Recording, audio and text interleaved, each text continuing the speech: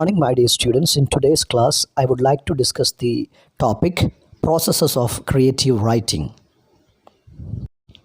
There are 7 processes. They are number 1, preparing, 2, planning, 3, incubation, 4, beginning, 5, flowing, 6, the silence reservoir, 7, breakthroughs, and finish lines. The creative processes begins in preparation, which includes active reading, imitation, research, and reflection. All these are conscious actions. This is also the time when writers are setting on their project, deciding exactly what they are going to do, and researching ways to help them achieve it, including researching history and other factual data for fiction and creative nonfiction. At this stage, motivation helps, and discipline and habit will keep striking that light inside a writer every day. There are 2 questions that writers attempt to answer at this stage. Number 1, what are they preparing for? Number 2, how are they going to do this? Some writers feel that preparation is setting of attainable objectives and the acquiring of little methods. Methods means no methods. The process by which writers achieve their objective will be much more intuitive and less reasoned. Intuitive means something that comes from within without much logical thinking. Sometimes writing can happen without any planning. That is what some writers think. The genres that writers want to adopt for their projects is another question that comes up at this stage. It might be the genre that the writers think that suit them best, that they have practiced already, or a genre that openly challenges them to change their style, voice, or over familiar frameworks for thinking. So this is the time when they think about the genre that they want to write. Sometimes they go for the genre that they are familiar with. Sometimes they go for an entirely different genre that they write. Sometimes you find that a novelist may try his hand in poetry. Some poets try to write fictional works. So this is the stage when they began to think about genres that they want to write. All writers begin their preparation through reading and some degree of conscious planning. So we find that in the preparation stage, the writers, they concentrate more on reading.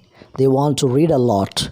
Even if you are not reading, you cannot write. That is the reason why in the preparatory stage, we find that the writers, they become voracious readers. They read a lot. And then they move on to the next stage, that is planning. It can include research, but can also include other factors, especially acts of premeditation. For example, a poet may choose to produce a collection of poems that possesses a governing architecture, mentally structuring a whole book of, say, connected confessions, or a book with 1 or 2 leitmotifs running through every poem or a poetic sequence. So in this stage, we are mentally constructing the work that we want to produce. Sometimes if you are composing an anthology of poems with a main theme in it, for example, a confessional mode of writing, in this planning stage, you meditate on this and you compose the mental picture in your mind. Creative non-fiction writers usually begins with the subject, not structure, and makes a choice. As far as non-fiction writers are concerned, they begin with the subject. They select the topic and they start meditating on this, planning on that. They research the subject and carry out interviews and archive and internet searches. Sometimes they conduct interviews if they are writing a non-fiction. And sometimes they research on the topic. They may also use brainstorming games to cluster ideas and images for later use. Sometimes they may go for brainstorming to get a lot of ideas on the topic that they want to write. With fiction writers, their books are an exploration, a journey without maps, or one in which the map of events is a secret held by its characters. Characters arrive unannounced, plot turns happen, and both must be dealt with as the journey unfolds. These fiction writers invite self surprise, and it often shows in their writing. As far as the writers of novels are concerned, they may not go for planning because their writings are an exploration of characters and things. So they go for self inventions, or sometimes plot turns happens at a middle. So as far as novelists are concerned, they don't go for that kind of a planning. Sometimes characters arrive unannounced in their work, and they often invite self surprise. That means at one stage in their writing, we find that some changes happen. This is something happens when they start writing. So as far as novelists are concerned, planning happens at a later stage. But there are writers who plan every page minutely. On the other hand, there are novelists who plan every page minutely.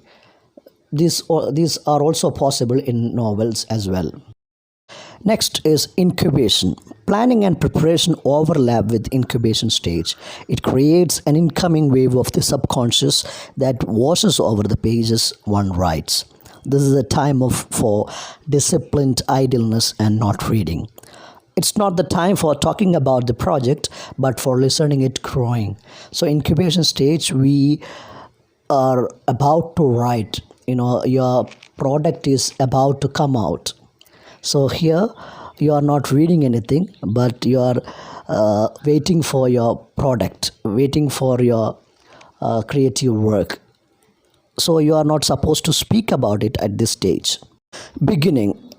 Next stage is beginning. It's the most difficult of all the writing process. So all writers agree that beginning is the most difficult stage in the creative process. To overcome this, it's advisable to write anything that comes to mind that covers the outline of what the writer intends to write. So to overcome this difficult process, what a writer can do is to write on the topic that whatever comes to his or her mind. Begin by free writing and free associating sentences until some patterns emerge. When you start writing, when slowly and steadily, some patterns will emerge, and that will help you to continue with your work. This is the reason some creative writing tutors strike out the first few paragraphs or stanzas of a student author's writing. When you are attending a creative writing class, when you start writing a novel or short story, what happens, in the first few paragraphs might be not that much good. So the right teachers may remove them from your writing.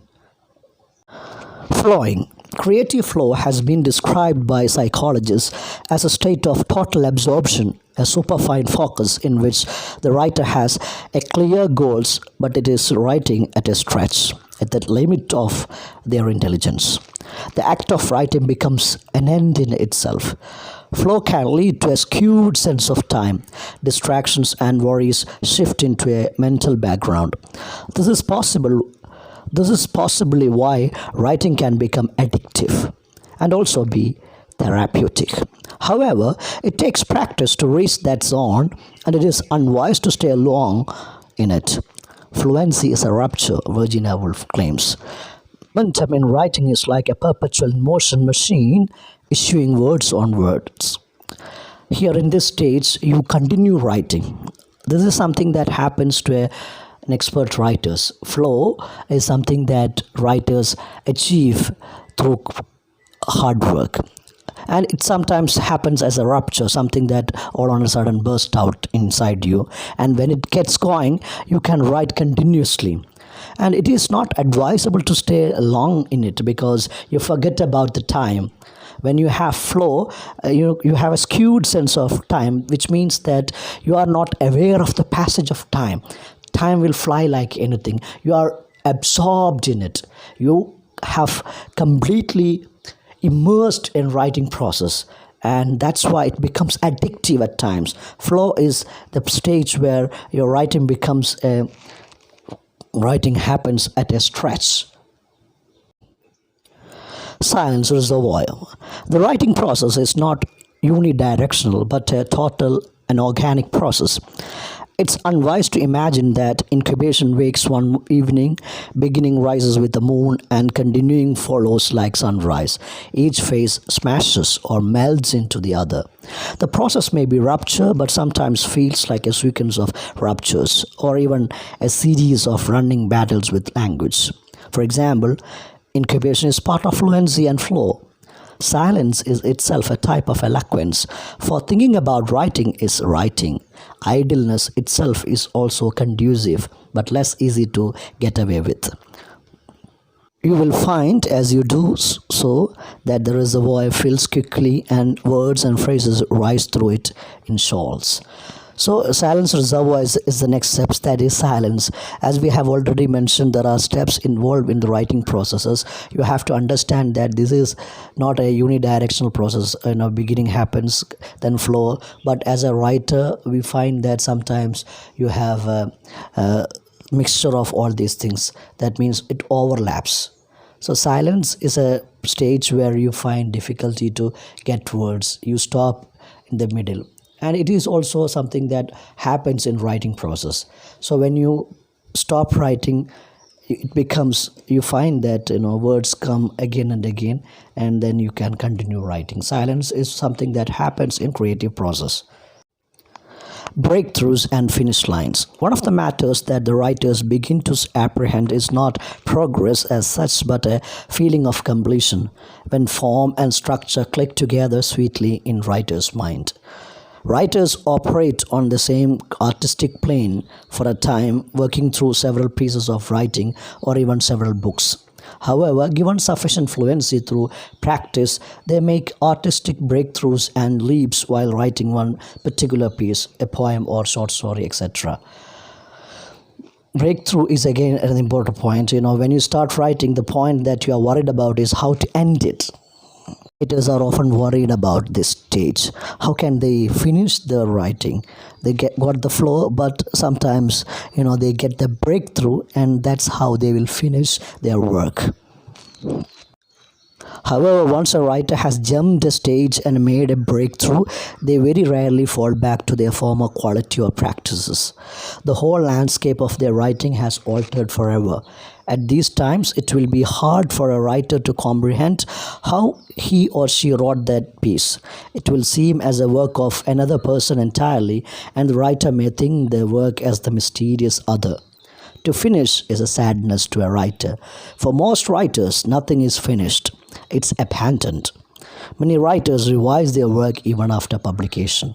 So we find that, when you continue writing, you need somehow to finish it. So breakthroughs will get, and you will try to finish your work in that way. But once you finish, you find it very difficult to understand how you have done it.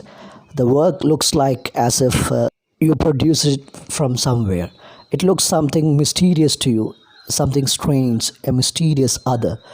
So this is something that happens. These are processes that we find in creative writing. As we have mentioned, there are 7 stages, but as we already hinted, these are not unidirectional. One process happens the other, but in between this overlaps, and this is something that a writer often goes through in the process of creative writing.